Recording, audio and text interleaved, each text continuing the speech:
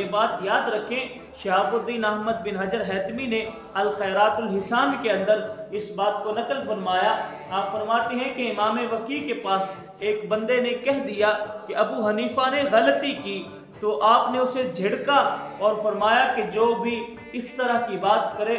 وہ جانوروں کی طرح ہے، بلکہ ان سے بھی زیادہ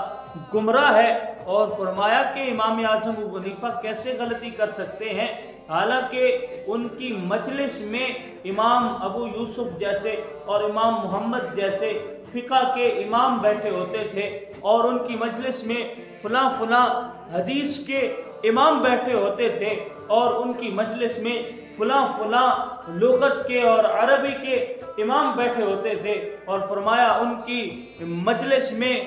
حضرت فضیل جیسے اور حضرت داؤد طائی جیسے زہد اور تقوی کے امام بیٹھے ہوئے تھے۔ فرمایا یہ نہیں کہ امام اعظم ابو حنیفہ سے غلطی ہو نہیں سکتی، غلطی ہو سکتی ہے، لیکن امام اعظم ابو حنیفہ نے فقہ کے جو مسائل نکال کے استنباط کر کے امت کو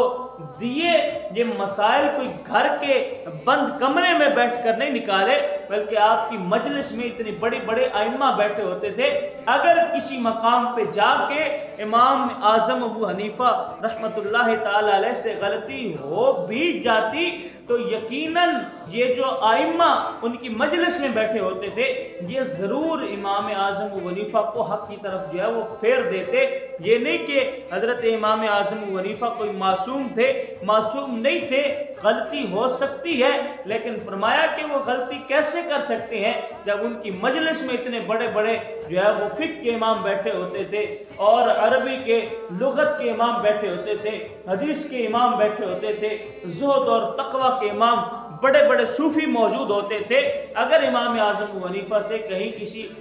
جگہ پہ مسٹیک ہو جاتی، غلطی ہو بھی اگر جاتی، تو یقیناً یہ لوگ ان کو حق کی طرف جو ہے وہ پھیر دیتے۔ اس لیے وہ شخص کہ جس نے یہ کہا تھا کہ ابو حنیفہ نے غلطی کی، امام وکیع نے اس کو جھڑکا بھی اور ساتھ میں یہ فتویٰ بھی دیا کہ جو بھی بندہ اس طرح کی بات کرے وہ جانوروں کی طرح ہے، بلکہ جانوروں سے بھی بڑھ کے جو ہے وہ